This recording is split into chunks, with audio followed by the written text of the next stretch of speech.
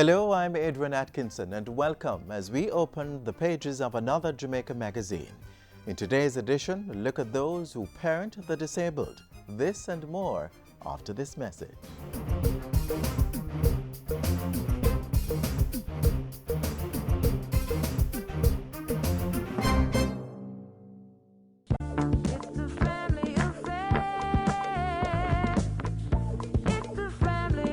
My mother taught me how to work for what I want. And if you don't work for it, then you don't deserve it. They always tell me, be yourself. Don't try to be like others. They help me through tough times, good time, bad time, they're always there for me. Once the family is good, teach the children the right things, then them can grow up on the right.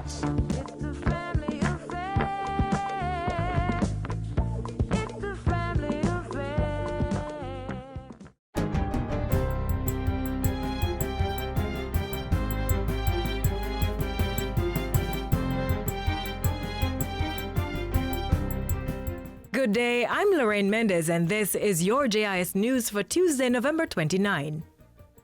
Jamaicans successfully exercised their franchise yesterday in a local government election that saw the governing Jamaica Labour Party taking control of most local authorities island-wide. The JLP secured the majority council seats in Portland, St. Mary, St. Anne, Trelawney, St. James, Clarendon, St. Elizabeth and Kingston and St. Andrew. The PNP retained control of Manchester, Westmoreland, Hanover and the Portmore municipality, where the party's Leon Thomas was elected mayor. Up to last night, the Electoral Office of Jamaica was reporting a tie in St. Thomas and St. Catherine. Preliminary reports from the EOJ reflect a low voter turnout of about 30% of the electorate. Alumina Partners of Jamaica Allpart at Nain in St. Elizabeth now has new ownership. The plant, which was previously owned and operated by the Russian company UC Rusal, was officially handed over to Chinese company Jiquan Iron and Steel JISCO last Thursday. Operations at the plant was halted in 2009 in the aftermath of the global recession and a drop in metal prices. Production is now set to resume within the next 6 months, generating between 800 and 1,000 jobs. Transport and Mining Minister Mike Henry says the new owners have already agreed to local citizens getting most of those jobs. And the implementation of those jobs, some being reinstated, some being new, on a 70-30 basis of implementation. A 70-30 of 70% Jamaican, 30% Chinese. He says JISCO will also be ensuring that mined-out lands are returned to the residents of the parish in order for them to utilize those properties for agricultural production and other purposes. Chairman of JISCO, Chen Chun-Ming, says his company will abide by Jamaican business laws and will be upholding the interests of the country. Government will be establishing a security polytechnic institution. National Security Minister Robert Montego made the announcement on Friday. He says the Security Polytechnic Institution will enable security personnel to earn certification that will put them on a path for higher learning. This will benefit members of the Jamaica Constabulary Force, the Jamaica Defence Force, immigration and correctional officers, and security guards. Every certificate will be assessed and it will be accredited by the University Council. So whether you are here in Jamaica or anywhere in the world, you can begin that process of getting your university qualification. Minister Montego was addressing the graduation ceremony for 173 new recruits of the Jamaica Constabulary Force. 3 health groups have been added to the list of public sector workers that have now signed the 2015 to 2017 Heads of Agreement with the government. The Jamaica Medical Doctors Association, JMDA, the Health Education and Promotion Officers and the matrons and assistant matrons in infirmaries signed the wage deal on Thursday. State Minister for Finance and the Public Service Rudyard Spencer thanked the bargaining units for their continued patience and understanding and the cordial manner in which the negotiations were conducted. The Government of Jamaica salutes and applauds our medical officers, matrons and assistant matrons, and education and promotion officers for their invaluable contribution to health education, social development, particularly during these challenging times. He promised the JMDA that discussions would continue regarding the proposed introduction of a shift system. Matrons and assistant matrons in infirmaries was successful in securing increases for rental in lieu of quotas, as well as duty, standby and tailoring allowances. Meanwhile, health education and promotion officers benefited from being categorized as health professionals during the recently completed health sector reclassification. While some of these allowances are items not new to the public sector, they are new to the health education and promotion officers, such as uniform material, tailoring, and professional accessories. Our discussions and agreements were also now ensure that all officers are paid for assigned work done outside of normal working hours. And finally, students sitting electrical and electronic technology in the June 2017 CSEC examinations will have those fees covered. The Ministry of Education has signed a Memorandum of Understanding with the Jamaica Public Service JPS Foundation for the payment of over $1.3 million. The arrangement will benefit 426 students from 30 schools across the island. Education Minister Senator Roel Reid has welcomed the initiative, which he says is the finest example of corporate social responsibility. It also reinforces the importance of partnerships in addressing some of the more urgent needs in Jamaica in general and education sector in particular. The JPS Foundation's initiative aims to increase the number of high school students exiting the system with a practical subject by at least 1,000 each year. And that's it for JIS News today. I'm Lorraine Mendez. Thank you for watching.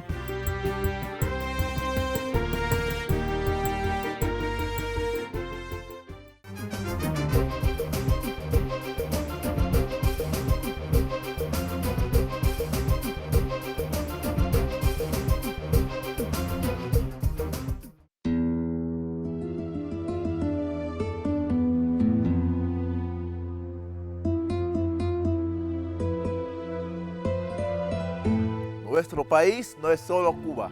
Nuestro país es también la humanidad. Our country is not just Cuba. Our country is also humanity. Fidel Alejandro Castro Ruz was born on August 13, 1926 in Biran, Cuba, to Angel Castro and Lina Ruz Gonzalez. He spent his youngest years on his father's farm, but spent most of his youth in Catholic boarding schools, excelling in academia and sports. After completing high school, he went on to study law at the University of Havana in 1945. 5 years later, he was a practicing attorney who often took on the cases of the mistreated and underpaid. During that transition, he also took a wife, Mirta Diaz Balart. Their marriage produced one son, Fidel Angel, fondly called Fidelito. They were divorced in 1955 and Fidel remarried Dalia Soto de Valle. They had 5 sons. His family extended in later years with 3 more children. Over the years, Castro grew frustrated with the regime of General Fulgencio Batista, where the wealth of Cuba seemed to remain in the hands of a few, while the majority were either just getting by or were struggling to survive. In 1953, Castro, or El Comandante as he was called, led a failed attack against the military. He was arrested and sentenced to 15 years in prison, but was released just 2 years after because of a political amnesty. Castro and his men wasted no time in planning another attack. By 1959, he succeeded and overthrew Batista. Fidel was only 32.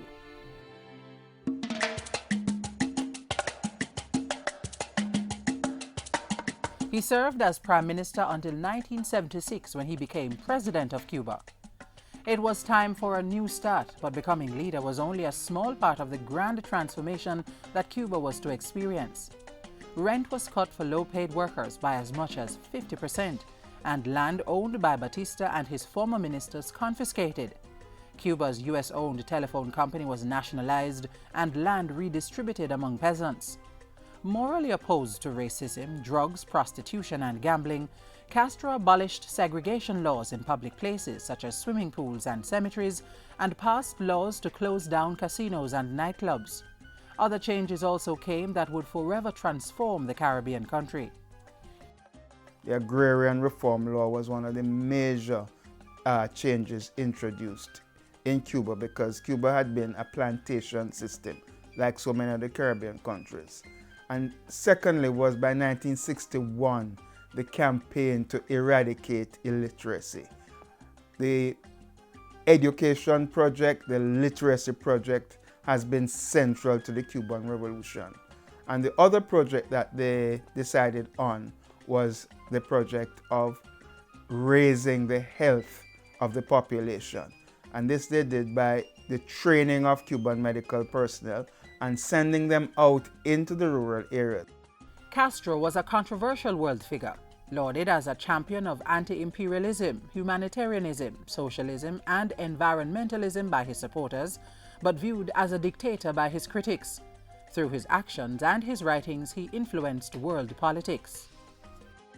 The strengths of Castro's leadership, I would say, enormously courageous, going on that armed struggle back into Cuba, lost many men and some women, but obviously a person of great charismatic qualities that drew to him some of the best people in Cuba, and he's able to communicate his enthusiasm for change. Fidel Castro is also credited for being the longest-serving head of state for any country in the Western Hemisphere. He served for over 47 years.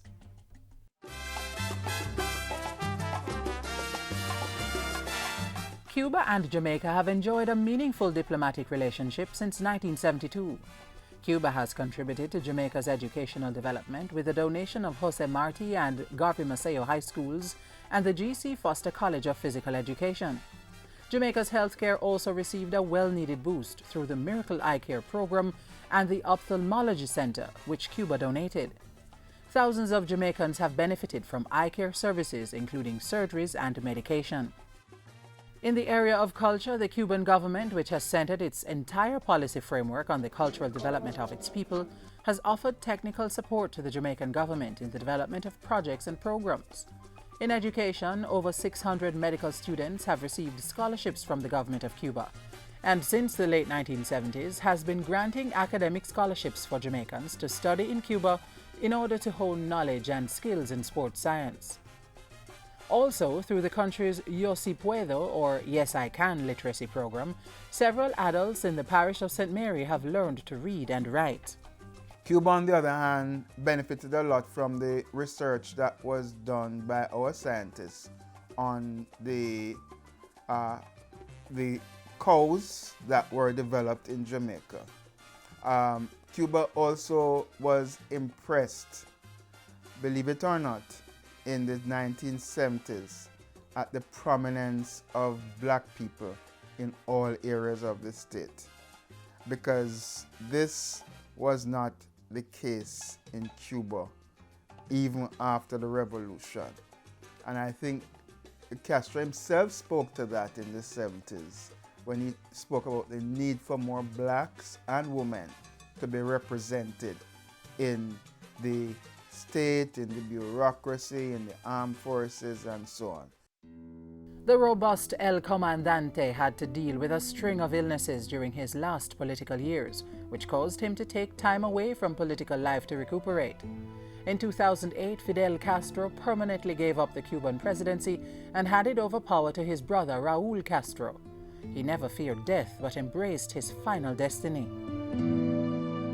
The man Fidel Castro has been silenced, but his fundamental role in Cuba's development will continue to speak for generations to come. Fidel Castro is a revolutionary, and he should be remembered for his revolutionary legacy. Una revolución es una lucha a muerte entre el futuro y el pasado. A revolution is a struggle to the death between the future and the past.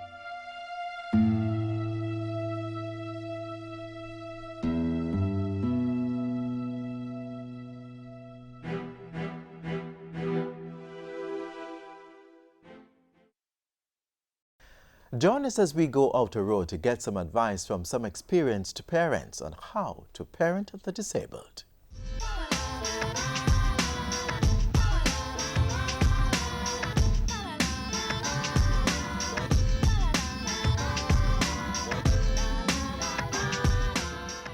The first thing I would tell them, never ever give up.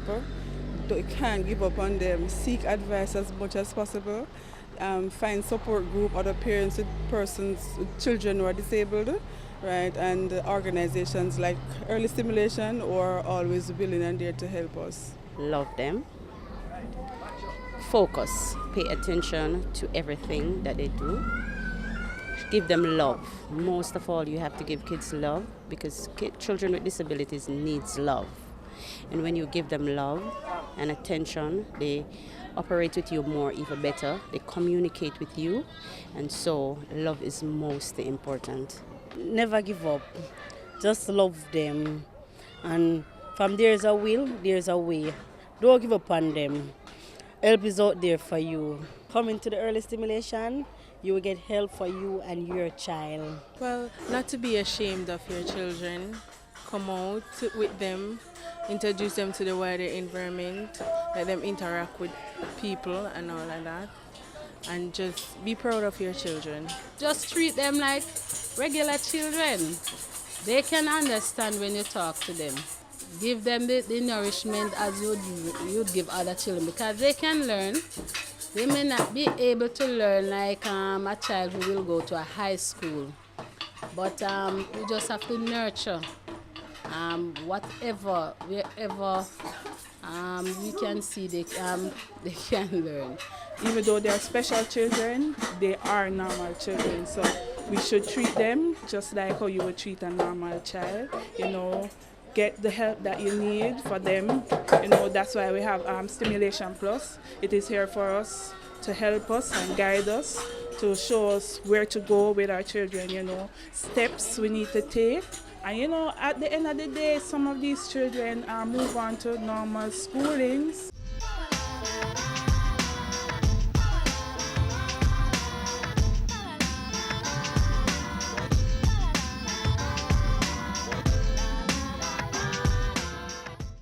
This is Disabilities Awareness Week as well as Parents Month. This feature focuses on the joys and challenges of parenting a disabled child.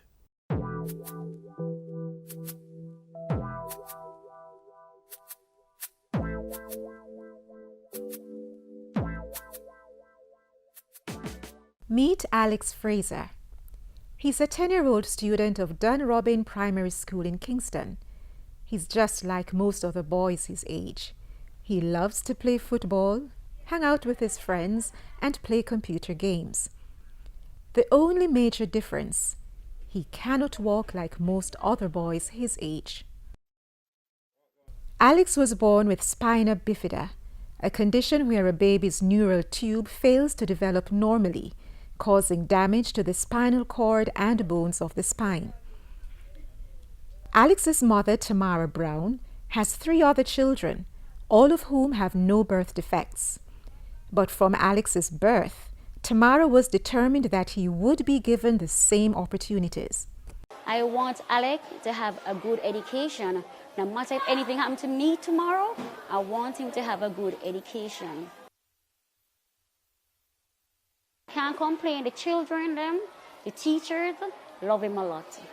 It's fun having Alex around, even though sometimes it's like he's not even there. He's so quiet, he's so obedient, and he gets along well with his peers. Parenting a child with disabilities like Alex's takes extra special loving care. I have to make sure, go to school, eat, because Alex is a very sick child. Alex has high blood pressure. He has a kidney problem. They have to take antibiotic every day. They have to take mineral oil every day. It means Tamara has to be at school with Alex for the entire school day on many occasions, as there are times when he doesn't have an assigned special needs assistant. We're always here for Alex's mom and for Alex. She has been a strong parent though, doesn't complain a lot. But we have been there in support, maybe for lunch or any advice that she would need. So she has been a great parent. Alex's mother, she never gives up. She really wants the best for her child, and she should be commended for actually fighting to get the best in life for Alex. And we're happy he's a part of us. I would like to work with computer when I grow up. Antonika Gunter-Gale, Director of the Early Stimulation Program in the Ministry of Labour and Social Security, works closely with parents of children like Alex, especially in the early stages. Parents, guardians, caregivers of children with disabilities face a number of issues. Financial, is one of them. When you take, for instance, sometimes a child with special needs go beyond the years of using diapers, they have to take soft food. So that means, the blending, the buying of certain food items, So there are a number of challenges. Medication, you think about appointments. The child needs to go to the hearing, specialist. The child needs to go to the audiology. The child needs to go to various appointments. And it does take cash, to care on the part of the parent for persons who don't understand that this is a child with special needs and the child, act up in the public, screaming, shouting, hyperactive, a child with autism, very antisocial, not getting on like his peers. These things can really cause much stress to the parents of children with disabilities. But you might ask, how can a regular parent afford all these expenses? And are there any existing support programs for parents of children with disabilities? There are a number of support through the Ministry of Labour and Social Security, under which this program falls, the Early Stimulation Program. A mother, guardian, who really cannot find the wherewithal to care, you have support in terms of intervention.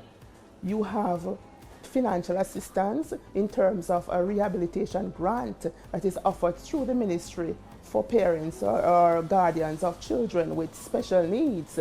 You have the Jamaica Council for persons with disabilities that also offer support and financial assistance for, starting up your own business, advice, and, that sort of a thing. So there are a number of areas. We have the PAT program that assists with adaptive aids, such as hearing aids, walkers, wheelchairs, medication.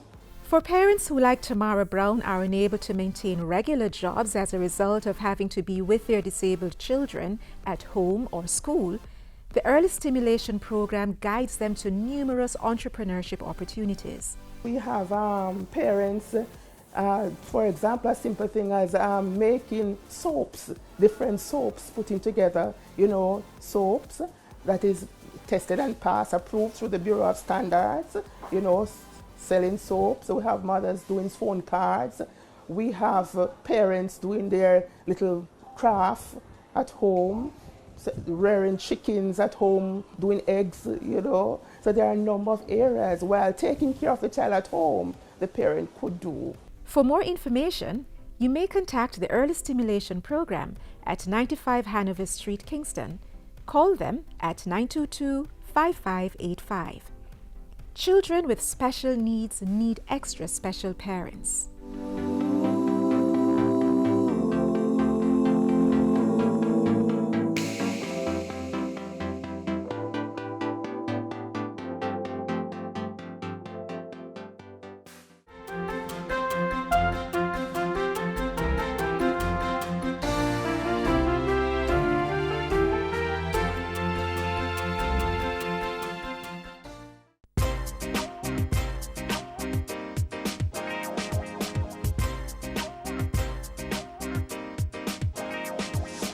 I'm on job experience, and now doing that and getting a little experience of that, I can know what the working world is all about. So when I go out there, I can know what to do. Each day we receive a stipend of $1,500, and I'm very grateful and thankful for that, because sometimes we don't have any money. Providing support where support is needed. Andre and Chantel are only two of the hundreds of young persons who have benefited from a government-endorsed private sector-led initiative called Youth Upliftment Through Employment. Youth was conceptualized as a private sector response to increasing levels of youth unemployment and unemployability. within particularly vulnerable communities in Kingston and St. Andrew. We work with young persons aged 18 to 29 to guide them along the process of vocational skills training, literacy and numeracy upgrading, as well as facilitating internships and employment opportunities. Youth has been around since 2011. While it's primarily driven by the private sector, critical government partnerships have been forged. We have worked with the Jamaica Foundation for Lifelong Learning to facilitate the training of what we call our pre-skills program. So that's basic literacy and numeracy skills support. We have also worked with the National Works Agency as well as the National Youth Service in providing training for young persons in business administration as well as education. We have a particularly innovative construction skills program that we undertake with the support of the National Housing Trust, JEEP, as well as the Heart Trust NTA. And it is a one-year initiative that is designed to train young persons in construction skills, where young persons are currently engaged in classroom as well as on-the-job placement. And participants testify to the impact it has had on their lives. Chantel and Andre are part of the Youth Build project, and they speak proudly of how much they've grown since their involvement with youth. There's a lot of changes in my life, and I give thanks for a young man like me. Things that I usually do, I find myself stop doing it just because I have a youth and I'm going out now and trying to make it a better life for him. I would like for the persons who started this program to continue it for the young generation, just the youths them out there in the garrison that don't hear the news, get the word spread to them, and give everybody a second chance, because everybody deserves a second chance, and I hope it continues. I don't want it any year. Youth organizers were very deliberate in their selection of participants, singling out the most vulnerable and most deserving for assistance. The selection of the communities was very much guided by the community profiles produced by the Social Development Commission, as well as any data available on youth unemployment and unemployability, studies done by the World Bank, Inter-American Development Bank, etc. It was also guided by in-depth community consultations. Besides providing job placement opportunities, the youth program also has an entrepreneurship component. Our entrepreneurship program has two main components. One is the Junior Achievement Model, which we do in partnership with Junior Achievement Jamaica, where they train our young persons, guide them through the process of writing their business plan, going through product testing. We actually have a group now who are doing their semi-liquid seasoning. So they're working with the Scientific Research Council to actually get all the requisite sign-offs to get it into the market. The second is an incubator-type initiative where support is provided for business opportunities within the private sector. Youth has yielded good results, and the program, which was initially intended to be a 2-year intervention, is already set to be expanded. One of the larger mandates for youth was to challenge the whole notion of social exclusion and to tear down some of the concepts that we've had about inner-city communities, and to provide a meaningful way of bringing young persons who have been traditionally excluded from the formal workspace and to kind of tear down some of those barriers. So there are plans afoot to continue that, and certainly for Youth Build, I know that a cycle 2 is in the works. If the program is to continue to achieve success, your help is needed. You can provide mentorship, internship opportunities, or permanent employment for qualified participants, or even donate funds to youth's work. Contact the Youth Program Management Office at 63 to 67 Knutsford Boulevard, Kingston 5, telephone 920-6254, or send an email to youth@developmentoptionsja.com.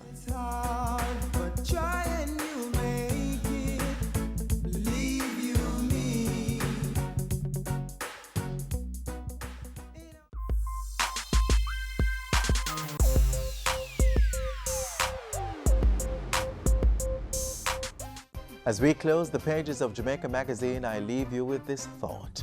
Your success and happiness lies in you. Resolve to be happy, and you shall form an invincible host against difficulties.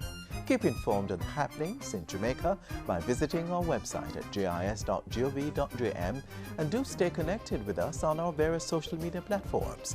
I am Adrian Atkinson. Until next time, do take care.